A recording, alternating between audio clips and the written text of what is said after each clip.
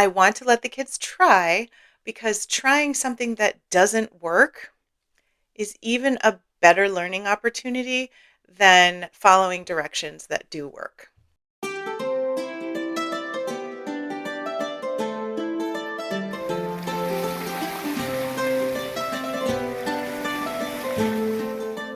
Hello, this is Christy. I am your friendly online speech language pathologist and specialist in children's communication, which includes behavior, because behavior is one type of communication. Welcome to the Chirp YouTube channel and welcome to this video. Today, I need my trusty pencil. Today, we are going to talk about how to help kids become better problem solvers. It is very common, as I discussed in the last video, that we as the grown-ups constantly prompt children. And this is not helpful for them because they don't learn how to initiate. Another problem it causes when we prompt children too often is that they don't learn how to solve their own problems. Sometimes they don't even learn to recognize when a problem has occurred.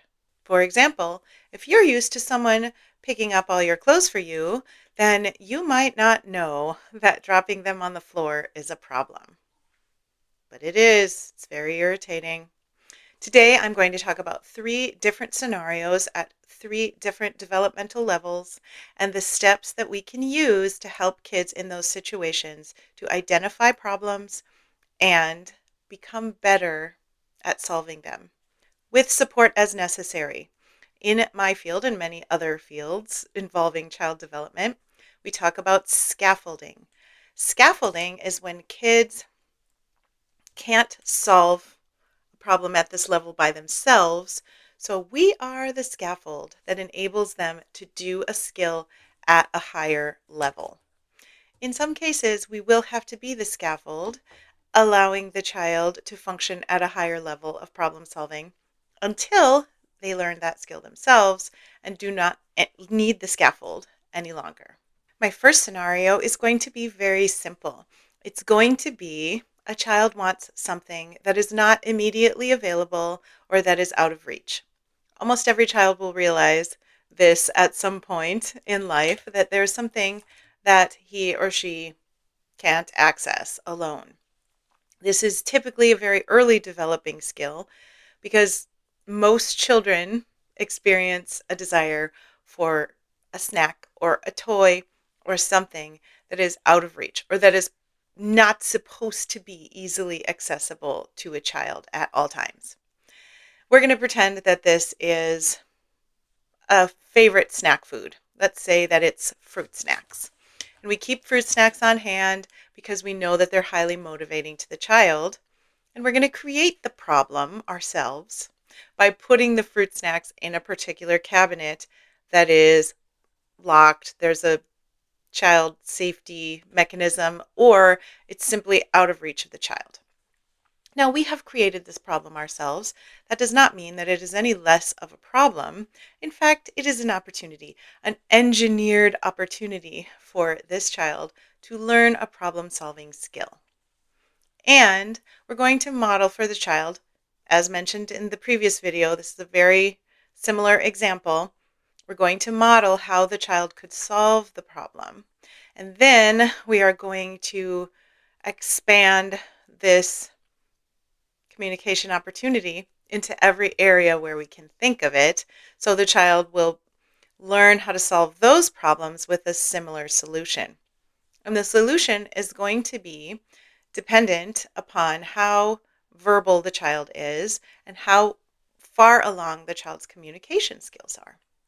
If the child is so far nonverbal and we're working on using visual strategies to help the child with these sort of problem-solving events, then we want to make sure that there is some kind of a visual in the vicinity of this cabinet that the child can either grab and hand to you or touch, something like that. Sometimes a communication button like these can be used on the cabinet that the child can simply push and it will say fruit snacks, And then the adult knows that the child is trying to solve this problem using this button.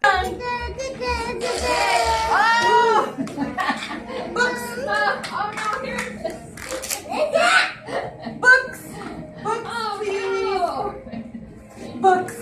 Are we good?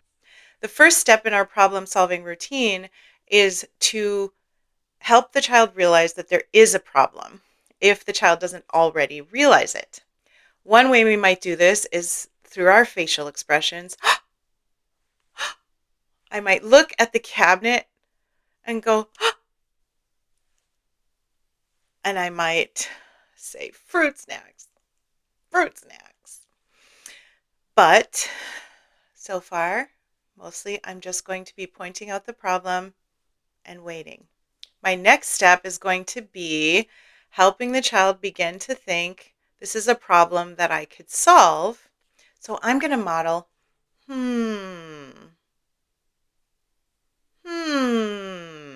This is my thinking noise.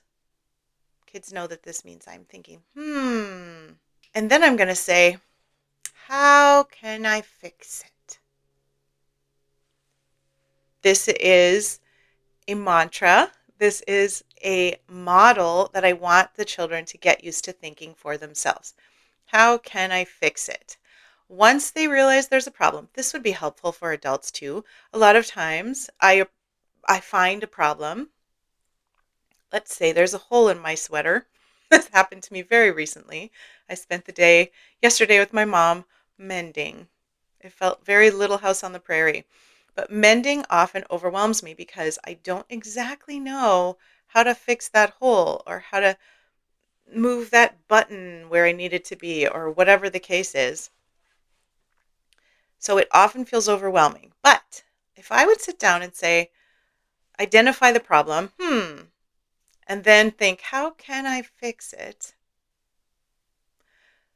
That would help. That would help a lot of grown-ups to break down the process this way. And we can help kids to break it down by starting early and modeling for them the breakdown. Problem is, fruit snacks are too high. Fruit snacks. And then, how can I fix it? And then we're going to wait. We're going to continue that thinking posture, modeling the brainstorming that might happen. A lot of times during this process, the child, assuming the picture is there, the child may come up with a solution by himself. Number one, he might try to climb on the counter and break into the cabinet. And then we have to say, that's not going to work. It's not okay to be on the cabinet. What else could I do? And of course, we get the child off the counter if that happens. It's not safe for kids to climb on the counter. I mean, it's probably safe as climbing on a playground, but it's not okay to have children on the counter, just like it's not okay to have cats on the counter. Sorry if you let your cats on the kitchen counter. But their feet go in the litter box. Moving on. Step 3 is, how can I fix it to maybe I could, and now we're modeling with that close procedure I've talked about before, where we start the sentence but we don't end it. We leave it open-ended because it brings up things. If I say, twinkle, twinkle, little, you know exactly what came to your mind. And if I say, maybe I could, ideas will start to come to the child's mind, assuming the child has the ability to process auditory language in that way. And this is making some assumptions. At very, very early levels of development, we're not going to be solving a problem like this. We're going to be teaching kids to request directly and following that process, and they won't be at the solving their own problems yet phase. This is a little bit later stage in development where the child is able to recognize a problem and think about solution options on a logical level, even if maybe they're not there verbally quite yet. And in step 3, if the child does not automatically come up with an option, we're going to model and give choices. We're going to say, maybe I could use the picture, or Use a word. Picture. Use my voice. Which one do I want to do? And then I'm going to wait again because waiting is very important and I may wait for some time. However, eventually, if the child doesn't pick, I'm going to model. I'm going to use my picture and I will help the child grab the picture and hand it to me, and then I will get the fruit snacks down. Okay, there's the fruit snacks example.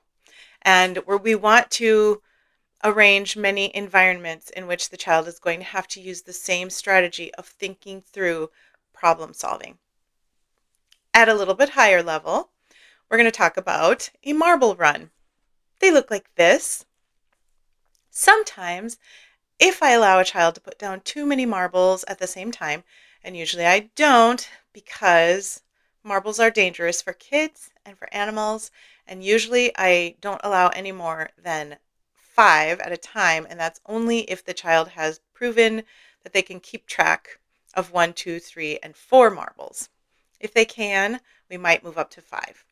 Sometimes, if they put the marbles down too close together, one after the other, the marbles will all congregate in the middle of the funnel and get stuck.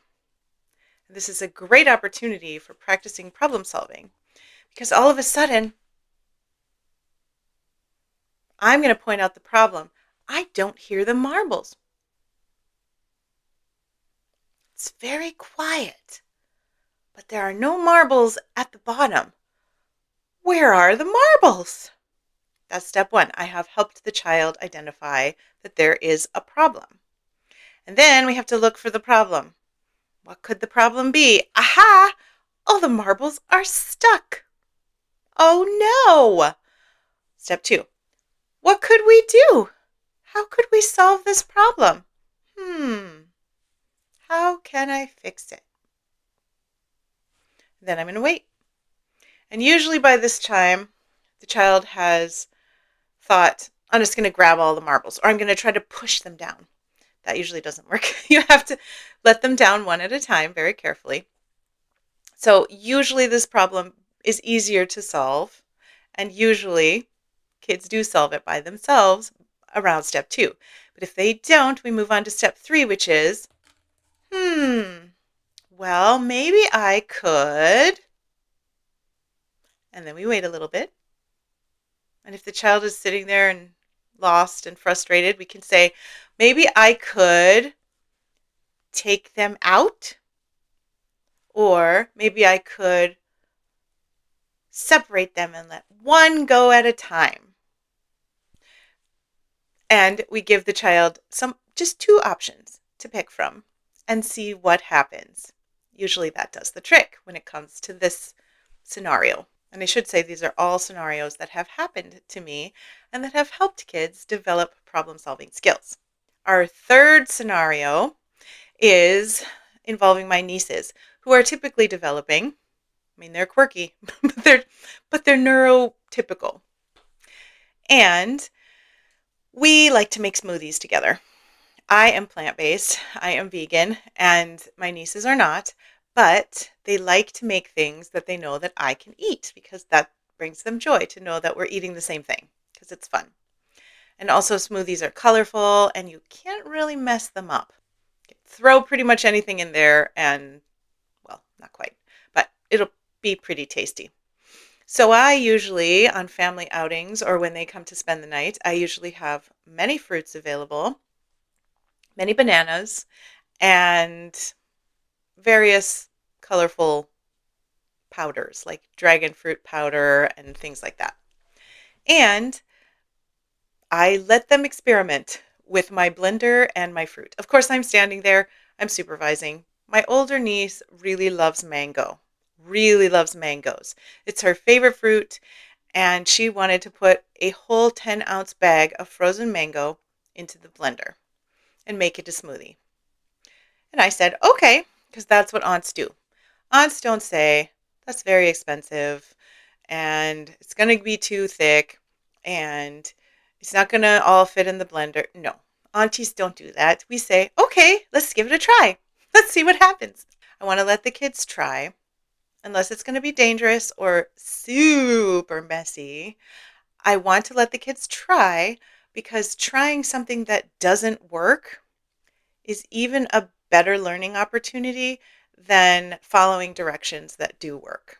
So she put the whole bag of mangoes in, and I think 2 bananas, and it wouldn't even blend. There was so much frozen mango in the blender, it wouldn't even go. It got stuck right away. And she realized that that was a problem. So step one, we know there's a problem. Step number two, how can I fix it? So I let her ponder that, and I said, what could we do? How could we fix this? And because she is verbal, we could talk about it back and forth. And I'm not sure if she came up with the idea to add more water right away, but if she hadn't, I could have said step 3, which was, maybe I could add some more water or take some mango out and blend what's left. And I'm not sure exactly which thing she did first. I think she might have taken some mango out and put it in a bowl and blended what was in the blender and then maybe added more mango later. But either way, eventually it made a delicious smoothie, and she felt like a chef because she had created a recipe. She came up with a problem, and then she solved it herself. And she was very proud of that smoothie. And it did turn out delicious because it was pretty much just mango and banana. Yum. So, this is the strategy. First, we help the child identify that there's a problem if the child doesn't already realize it. And then we say, how can I fix it, to help sort of stimulate the brainstorming process. We model that thinking. This is helpful. So you should always carry a pencil. You should always wear glasses and have that eye squint on hand. It's helpful. And then if they're not figuring anything out, we can give them a couple of options that they could pick from. That is the beginning of wisdom and problem solving. Thank you for being here and for learning about this process. I hope it was helpful. Let me know where you decide to put this into practice. I am curious. I hope you have a wonderful week. I will see you next time. Bye.